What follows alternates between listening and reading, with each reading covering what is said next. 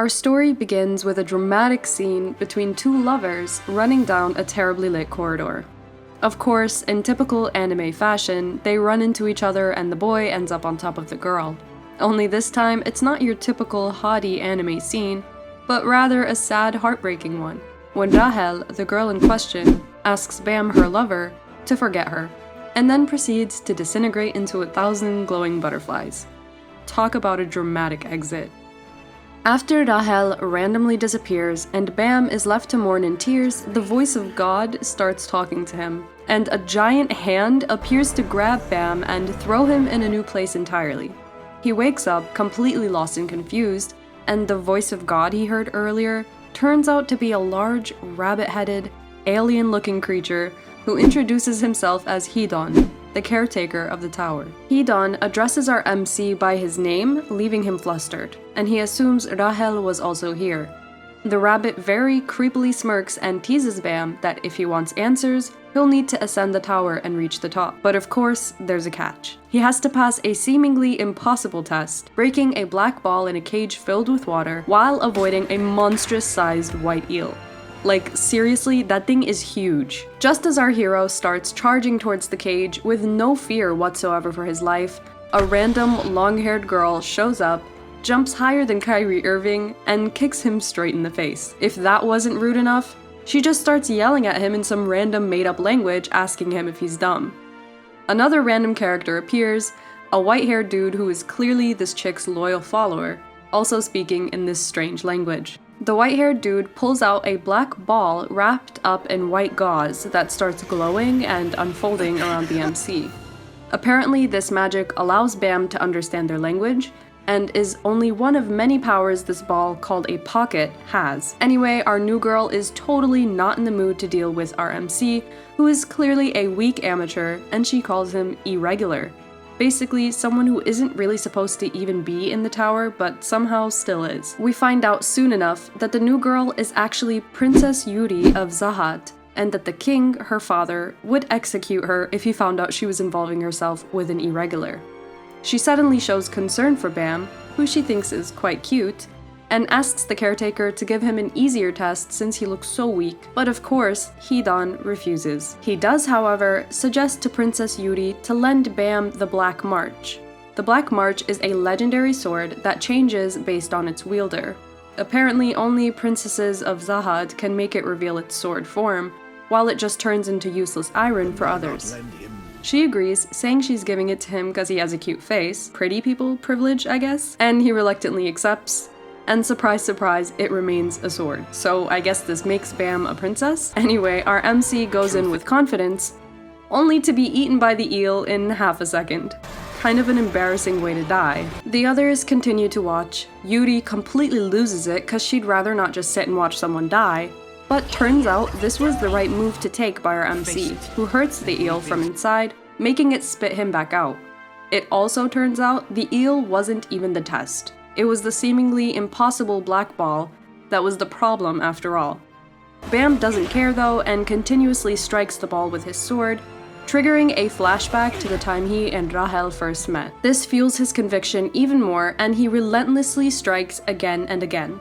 Unfortunately, this angers the eel, who comes back for round 2, and the white-haired dude, who we finally find out is Evan, yells in panic for Bam to speak to the sword and ask it to lend him its strength. He does so, and finally manages to break the ball, which causes an epilepsy-triggering level of blinding light to emerge, which completely yeets the eel, and brings forth a beautiful, floating, blonde-haired woman who is the human form of the sword. She asks Bam if he wants her strength to reach the top of the tower, and he answers that he could care less about the tower and just wants to see Rahel again.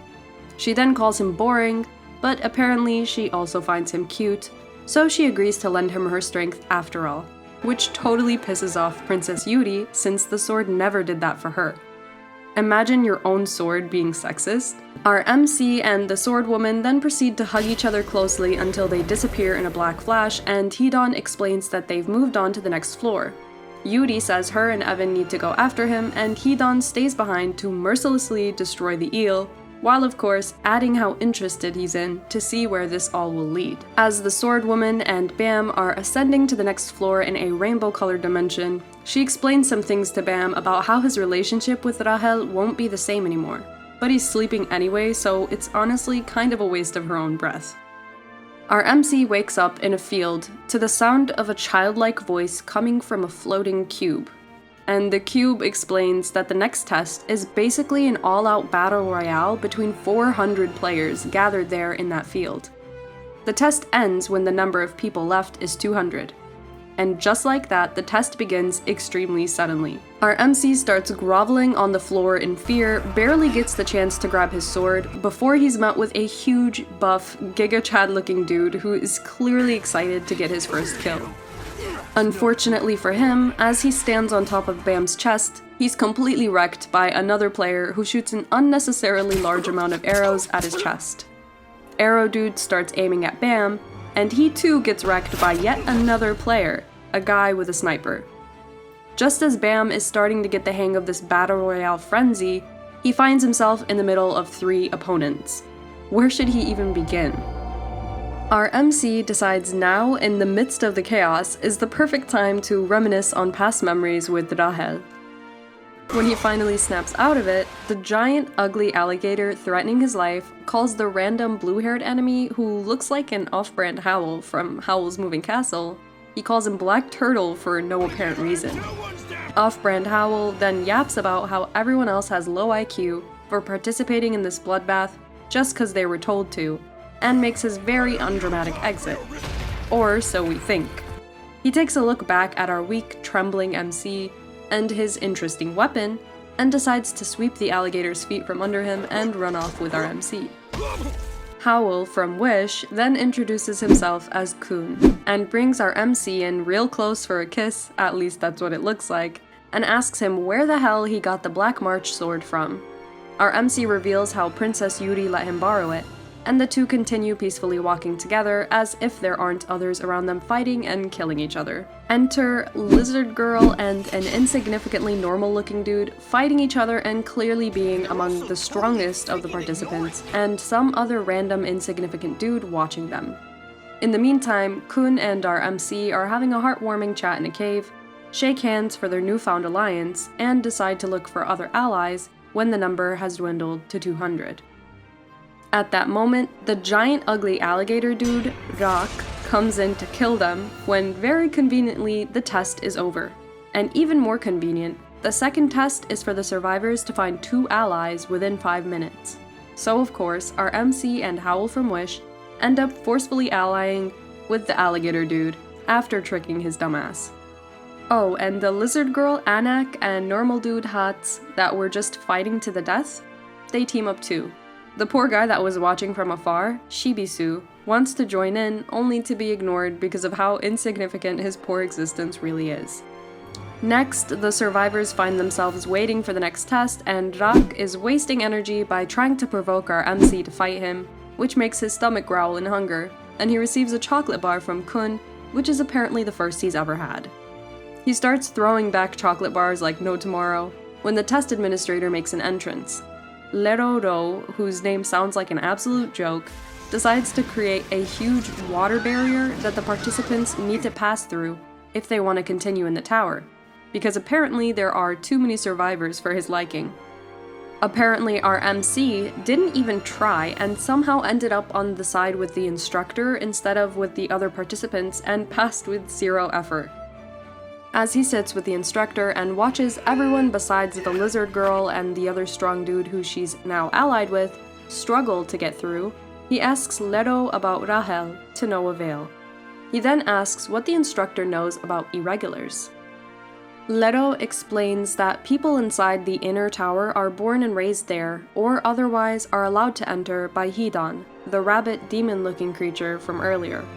Anyone who gets into the tower without his allowance are considered irregulars.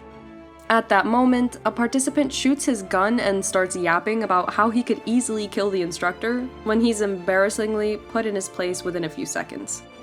Finally, Kun and Rak decide to join our MC and pass through the barrier, and Shibisu, the painfully insignificant but comically relieving dude, follows right after them, alongside a girl who he was bickering with back and forth the whole time. Like, seriously, get a room. Before our MC moves on to the next test, Lero ominously warns him not to get too close to Kun, which leaves us all wondering who the hell he really is. The third episode starts off with a brief memory lapse from Kun, and it looks like he's been through some and in the present, we find out our MC has never seen the sky before. Talk about depressing. Rak finds it hilarious and laughs his butt off, while Kun explains to the MC that what he's seeing is only a fake version of the sky, and that he himself doesn't believe a real sky exists. Just then, there's a loud scream coming from somewhere nearby, making the participants nervous as they don't know what to expect in the next test. A creepy, pink-faced, pear-shaped creature gives the MC a hint about the next test, saying that time is an important factor. Kun really doesn't like this creature though and calls him a fluorescent paper bag, saying he doesn't exactly trust him. The plastic bag decides to roast Kun back and brings up some of his dark past. Seriously, a petty move by Mr. Plastic Bag. Although Kun tackles the plastic bag down and is about to slash his head off, he decides he's not worth it, and their team is called to enter the test room. They enter the room, surrounded by several red doors, and the director of the test, Han Sung-yu. He explains that their task is to find the correct door to open, and they only get one try, and of course, they only have 10 minutes to figure it out, or they'll be forcefully terminated. With little to no idea where or how to make a choice, Kun is the only one even trying, while Rak goes on a rampage and our MC tries to calm him down. Kun unfortunately can't think straight as he begins to go through a midlife crisis, and somehow Rak decides at exactly 1 second before 5 minutes have passed to open a random door on the basis of instinct. I mean, he is an animal after all, so it kinda makes sense. And luckily for their team, he made the right decision and they passed the test. A few other teams pass, and as they all wait together for the next test, our MC gets acquainted with insignificant Shibisu and his 2 OP teammates. Shortly after, one of the instructors from a previous test, Leroro, arrives and tells them that they're in luck because they're being granted the opportunity to participate in a bonus test. I don't know about you, but I would not be excited for another life-threatening test. However, he mentions that their participation is voluntary and that if they win, they get to go all the way to the top of the tower without any more hassle. Sounds like a pretty sweet deal, but surely there's a catch, right? Well, the game is pretty simple. One team possesses a crown, which one person on the team wears while sitting on a throne, and the other 2 members of their team defend them. If they're successful in defending the crown, and the person wearing the crown doesn't get off the throne, until all the teams have attempted to get their hands on it, they win. However, if they fail to do so, they lose and the opposing team gets the crown, which they then have to defend from other teams until they're the last one standing. First up is Lizard Girl and her 2 teammates against a seemingly boring team of characters we really could care less about. Lizard Girl goes complete badass mode and takes on the enemy team all by herself, whips them like flies, while the other 2 on her team sit and watch. She then takes a seat and claims the crown, which signals the chance for a new team to come and challenge them. At this time, our MC looks across at an opposing team and notices a hooded, blonde girl who he believes is Rahel. Our MC calls out to Rahel, but the girl doesn't respond or even move an inch, making him realize it might not be her after all. Meanwhile, the test continues, and 2 more teams enter the stage. Both the defending teammates of the crown are forced to fight in 2v1 battles, and they seem to be dealing with it just fine. What they don't know, though, is that the guy in the sleeping bag, who has done absolutely nothing throughout the entire show, is supposedly strong enough to take on Lizard Girl. He finally decides to wake the hell up, and while the 2 members of Lizard Girl's team are busy hugging and kissing, he creates a huge ball of water-like energy and releases it in a ginormous wave on Lizard Girl, who is sleeping peacefully on the throne. Being absolutely pissed that someone would have the audacity to wake her up, she brings out her whip and goes berserk on Sleepy Dude. And in the middle of all this, we find out Lizard Girl's last name, Zahad. This must mean she is another princess of Zahad, which is why her weapon is incredibly OP. Because of this, our MC's sword starts reacting to the other nearby princess sword, and he can't seem to control it. Lizard Girl's sword also starts sensing the presence of the Black March, and she decides to leave the throne to figure out why the hell this random dude has the sword in his possession. He tells her he borrowed it from Princess Yuri, which just pisses her off, and as she brings her sword up to strike him, she's interrupted by Lero, who's sick of all the yapping and wants to get on with the test. Because the Lizard Girl left the throne, their team has been disqualified, and before they return to their cell, she decides to make a bet with our MC. She tells him that if he and his team manage to win this crown game, he can have her special sword, but if he loses, she takes the Black March. He hesitates, but realizes he doesn't really have a choice anyway, so he and his team eventually agree. The game goes on, and many teams decide now is the perfect time to participate now that the throne is empty. Kun somehow quickly takes the crown, puts it in his bag, and provokes all the other teams to engage in an all-out frenzy against him. Deciding it's incredibly annoying to fight all these people at once, he tosses the crown to the floor and forces everyone to fight amongst themselves. Turns out it was some type of trick, as there are now 2 crowns. One still in Kun's possession, which looks like he'll be using for our MC, who's now taken a seat in the throne, and the other is still tossed on the ground like a piece of trash. What exactly is Kun's plan for victory? Which team will end up on top at the end of this chaotic game? And why is Rahel pretending to not be who she is, or to not know our MC? If you want to find out all the answers to these questions, comment Princess Tower in the comments below, and we'll bring out part 2. Until then, make sure you'll like this video and subscribe to our channel to stay updated on our latest anime recaps. So back to our chaotic crown game, where our MC seems to have found the best teammate possible, Kun, who is a modern-day Einstein with his cleverness. Apparently, Kun's bag has the ability to copy items, so after obtaining the crown, he creates several copies to distract all the enemies, which of course pisses them off. They all try to attack together, but get wrecked instantly from one swift movement by the mighty Rock Alligator Sama. And just like that, round 3 is over. The instructor lets them know round 4 is starting, and Kun decides to put up his hair to show he means business, but in reality it just makes him look like a little girl getting ready for school. The 4th round finally starts, and 3 new teams enter the arena. Rock wants to straight up isekai everyone on site, but Kun says they don't want the smoke and should just chill instead. As he relaxes on our MC's lap, one of the enemy teams suggests to the other 2 teams that they should form a temporary alliance to take down the current crown holders. One team with a green blob character starts accepting the deal, but suddenly gets attacked by the 3rd team before even getting the chance to finish his sentence. His female teammate gets isekai'd by a monster who looks like Ko, the face stealer from Avatar: The Last Airbender, with creepy tentacles coming out of his mouth. And his 3rd teammate gets absolutely demolished by a little girl whispering some random that makes him instantly collapse. Apparently, the team that just isekai'd the others is on the MC's side because during the 2nd test, the Battle Royale, Kun smuggled 3 players inside of his bag, promising to keep them safe and get them through to the next test. Because he did this, those players are now loyal to him and are helping him keep the crown secure for his team. Turns out, his little girl ponytail was actually a signal for that team to come out and help. Seriously, this guy's IQ is over 9,000. As expected, our MC's team wins the 4th round too, and now the final round is about to commence, with Rahel's team and 3 other teams emerging from their cells to challenge them. Suddenly, as soon as the round begins, a busty, masked ninja wearing all black starts going on a rampage and attacking other teams with no hesitation, using a giant golden staff that I'm surprised she can even carry. This strange ninja-like figure takes out 2 teams entirely alone and begins fighting Grak. They exchange some blows and seem to be evenly matched until the random busty chick breaks Grak's ankles, swiftly lunges herself into the air and comes down, striking Grak hard on his huge alligator nose.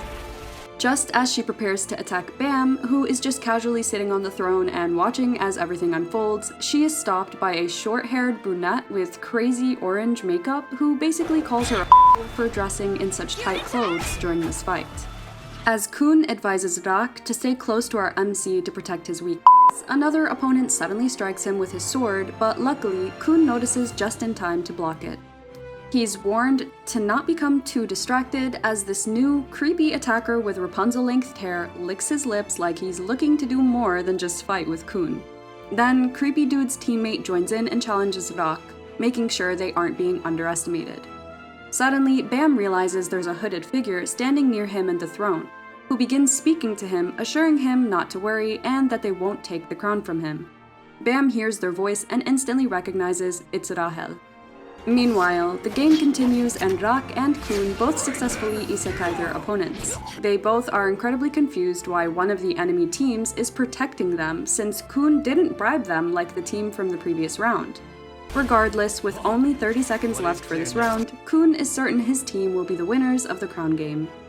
The busty ninja from earlier has other plans though, and after the orange makeup chick breaks her heel and falls backwards, allowing the ninja to push forward, she attempts to attack Bam and Rahel steps in to take the hit. This shocks Bam, who grabs his sword and leaves the crown and throne behind in order to protect Rahel, who's about to get wrecked. He manages to jump in front of the giant staff just in time, but gets terribly wounded by the strike. Just as he thinks about how much he desperately wants to protect Rahel, an enormous golden light of energy bursts forward, wounding the ninja chick, revealing her long red hair. Then, as Bam gets up and is going to strike her while she's vulnerable, time stops, and the blonde, beautiful woman from his sword emerges. She tells Bam he's lost control, and his sorry is lucky to be meeting her again since she's apparently hot stuff. Then she kisses him on the cheek and puts him to sleep. On the other hand, Princess Yuri is still trying to make her way to where Bam and Co are, but is having trouble since her navigator is whiny and useless. A giant man with white hair runs towards her, talking like he's in kindergarten for some reason, and informing Yuri that the way they're going is in fact correct. Back to our MC and the crown game, apparently the round ended without a winner since the golden light that came blasting out of nowhere earlier destroyed the crown. Leroro talks with the director and tells him the players were so exhausted from this game that he's giving them a 3-day break. The director gives him an instant coffee and they start yapping about why they decided to run the crown game with the participants, including the extra team from a different floor who seemed uninterested in the crown to begin with. Not only that, but Hidan, the caretaker of the tower, has made it a rule that participants who previously know each other should not participate in the same competitions, and our MC made it obvious he knows Rahel. Before leaving the director, Leto asks him one more question about shinso, which we can guess is equivalent to chakra or other words used to describe energy and controlling it. He asks if the director has ever seen individuals able to control shinso without having formed a contract with an administrator. The director says that would violate the laws of the tower, but that it is in fact possible. This makes Leroro ponder about our MC and his capabilities, noting that he became Shinsu in that moment earlier with the blinding light. Meanwhile, our MC is actually in a coma, and while Kun is telling him he needs to wake the hell up, especially since they have another test tomorrow, Rahel comes to visit, saying she has a request. While our MC is in a coma, he dreams about himself and Rahel lying together staring at the ceiling, and in real time, Kun asks Rahel what the hell she wants. Rahel says she feels bad for abandoning Bam, but she had no choice because otherwise they would become each other's weakness. Kun doesn't give a crap though and thinks she's just a bitch. After Rahel leaves, Rock is caught waiting outside his room, obviously concerned but still keeping up the charade that he doesn't totally love his new team. Meanwhile, lizard girl Anak and her ugly teammate Shibisu are in a room messing around with the Black March, who says she's only interested in handsome men, so she electrocutes Shibisu. As Anak leaves the room, Orange Makeup Chick asks her if she knows who the Black March belongs to. Lizard Girl says she doesn't give two craps, but of course, Random Chick tells her anyway. She explains it belongs to Yuri Zahad, the only genius fisherman, whatever that means, among the princesses of Zahad who was granted one of the 13-month series swords. Not that any of that really makes sense. Then she calls Lizard Girl an imposter for the second time, and says she needs to stop pushing her luck or she'll wind up dead, which pisses Lizard Girl off, making her attempt and fail at attacking this rando. Our MC finally wakes up, and sees both Fat Alligator Rock munching on chocolate bars and Kun waiting beside him. Kun informs him he's been asleep for 5 days, and the next test already started yesterday. Rewind to yesterday, Leroro explains the next test to the participants, explaining they will all be assigned different positions. The positions are fishermen, who fight at close range at the heart of the battle, spear bearers, who control and kill enemies from a distance, light bearers, who illuminate the tower with their lighthouse as well as gathering info, scouts, who investigate their enemies' movements on the front lines, and finally, the wave controllers, who are directors of the battle and provide support and control in combat using shinso. Conveniently, Bam is assigned the wave controller position since the instructor is arriving late. This gives him time to finally wake up from his coma and maybe become useful for once. Kun informs him of these developments and lies to him that Rahel apparently isn't who he thinks and that she doesn't know him at all. He then presents our MC with a new shirt, and Rak is upset since he didn't get one too, which Kun responds to by saying he'll buy him a collar the next time he's at a pet store. Our MC knows deep down that Kun is lying and that the girl is in fact Rahel, so he goes to her room but is too much of a wuss to actually knock or ring the doorbell. On the other hand, Kun is determined to tell Bam as many lies as he needs to keep him away from Rahel since he knows all about backstabbing. Fast forward to later that day, our MC and a few other participants, including the red-haired ninja chick who tried to kill him during the crown game, and the sleepy dude Laure, who proved to be quite strong, are being schooled by a cloud goat instructor about shinso and how to use it. They are then told to use their pockets and form a contract with the administrator. After uttering those words, our MC is greeted by a giant snake who tells him he's being shackled rather than forming a contract. This exhausts Bam afterwards, and they begin leaving the room. As he leaves, our MC apologizes to Ninja Chick for injuring her eye, but she says she doesn't care since she beat the out of him too. She leaves, and another participant with red horns and long blonde hair approaches our MC and introduces himself as Ho, who is the teammate of Sleepy Laure. He says they should help each other out and they shake hands before leaving. Meanwhile, the spear bearers, including Rak, conclude their training. Simultaneously, Kun and our MC are visited by Shibisu and his strong teammate Hats, who say they have a request. As Rahel sleeps, she dreams about Bam and he's surrounded by many figures who seem to be his friends. But apparently Rahel is saddened by this since she's all alone, left behind calling after him. She appears to be a total mess, or maybe just on her period, since there are a bunch of chocolate bar wrappers all thrown on the floor of her dark room. While everyone eats at the cafeteria, Orange Makeup Girl comes to join them, making Shibisu very obviously excited, and he starts yapping about the scout test. Apparently, their training involves becoming friends with 10 participants. That's why Shibisu and Hats visited Bam and Kun earlier to ask them to become friends after having supposedly cut ties with Anak, the moody lizard girl. Our MC, being the fluffy, cheesy character he is, agrees against the will of Kun, who tells them to commit seppuku instead. Back in the present, the cafeteria yap session continues and Anak arrives just in time to roast the orange makeup chick, who is apparently a princess of Zahad, for fraternizing with the enemy. We also find out princesses of Zahad are not allowed to fall in love, so she tells them she'd rather not become friends with them since she believes men and women can't just be friends. Meanwhile, another training takes place for the fishermen, involving the orange makeup princess of Zahad, where the participants are instructed by a faceless, pigtailed woman to play a game where they knock each other off the platforms until only 8 remain, and they're only allowed to use the needles they've been given. As soon as the game begins, Lizard Girl comes flying in, attempting to isekai the orange princess. They exchange blows, and Lizard Girl irritates the orange princess of Zahad by saying none of them are actually real princesses and that they're all imposters. Just then, Leroro is stalking all the participants, seeing what he can figure out about everyone during these tests, and we find out something quite shocking about Anak, the lizard princess of Zahad. Apparently, even though we see her fighting with the orange princess at the moment, she's already dead. After this shocking revelation, the two are continuing their fight, and Anak thinks she's going to successfully knock out Orange Princess, but she gets smashed into the floor like a pathetic weakling instead. We find out Orange Princess has been calling her an imposter this whole time, because she knows she's not Anak. She's actually the daughter of Anak, who was in fact a princess of Zahad, but is dead now, leaving behind Lizard Girl as an orphan child.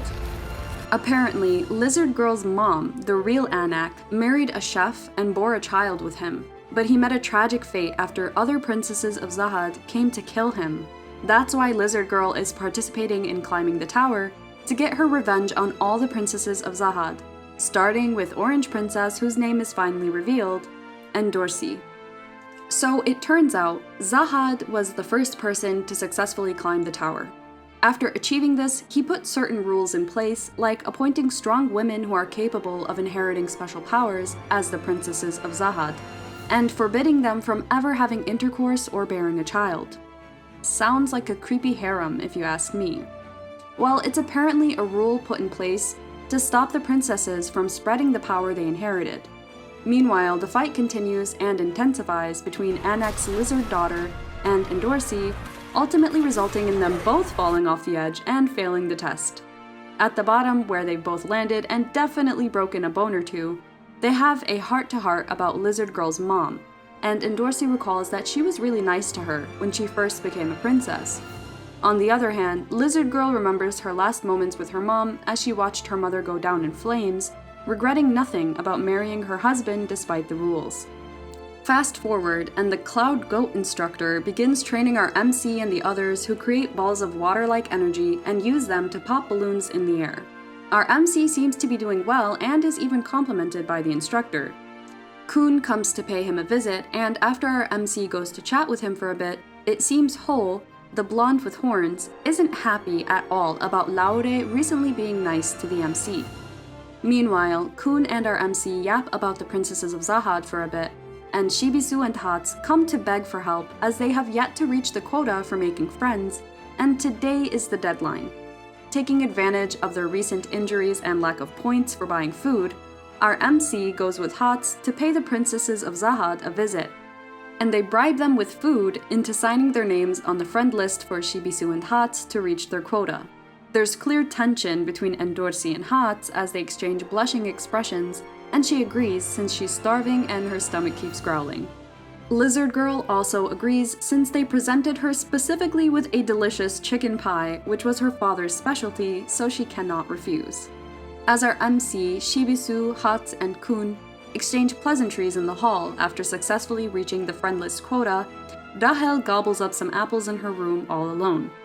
As she goes to get more, she retrieves some from the cafeteria, and as she leaves to go to the restroom, Endorsi follows her. She tells Rahel she thinks Baam is a great guy, and that she hopes whatever Rahel is trying to achieve at the top of the tower is worth sacrificing her friendship and potential love with Baam. Later that day, Pol is having trouble passing the shinso training and believes our MC is hiding something from them since he went from 0 to 100 with his abilities. Pol has some seriously dark, psychotic breakdown in his room after the training, and suddenly hears someone ring the doorbell. He finds no one there, but does find an ominous letter asking if he wants to climb the tower. He opens the letter, which we don't get to read, and is absolutely shocked by whatever is written, hurrying back inside his room in fear. Meanwhile, Lero confronts the director about what he's planning for the next test, apparently a game of tag. Another instructor, Quant, abruptly enters and informs Lero that he will be the one overseeing this next test. Lero isn't happy about this development at all, because he thinks Quant is dumber than a sack of potatoes, but the director seems pleased by the idea. From the 5 appointed positions mentioned earlier, there were participants who have already passed the tests and those who didn't. Apparently, there are 28 unlucky souls who didn't pass yet and now have to participate in this joint test game of tag. These participants include our MC, Kun, Rahel, and many other familiar faces. Unfortunately, Kun and our MC are on opposite teams. In this game, there will be 2 players who are it. One of those players has already been determined by the instructors, and the other is going to be chosen from among the fisherman position group. They will wear a large red badge, and in order to win, each team's player who is it needs to successfully make it to the goal with the help of their teammates. Or they can also steal the badge from the enemy team's player who is it. The team who successfully reaches the goal gets 100,000 points, or the team who steals the badge from the enemy player receives 200,000 points. It's then revealed that Instructor Quant is the it player for the first team. Kun's team has yet to have decided an it player, so they begin forming a plan. Obviously, Kun, the genius, becomes the leader, and somehow Shibisu becomes bait. Quant comes charging at Shibisu and takes out the light bearer on their team to disrupt their communication, and just as things seem out of hand for Kun's team, they reveal the ace up their sleeve. Lizard Girl has been chosen as the it player on Kun's team and tries to attack Quant using her special Green April sword, but fails miserably after he grabs the end of it and pulls her down. He becomes incredibly pissed at the way they're all sorely underestimating him. Will Quant and his team be the winners at the end of this menacing game of tag? Or will Kun and his makeshift team somehow pull through and come out on top? If you want to find out, comment tag in the comments below and we'll release part 3. And of course, make sure to like this video and subscribe to our channel to keep up with more exciting anime recaps. See you in the next one.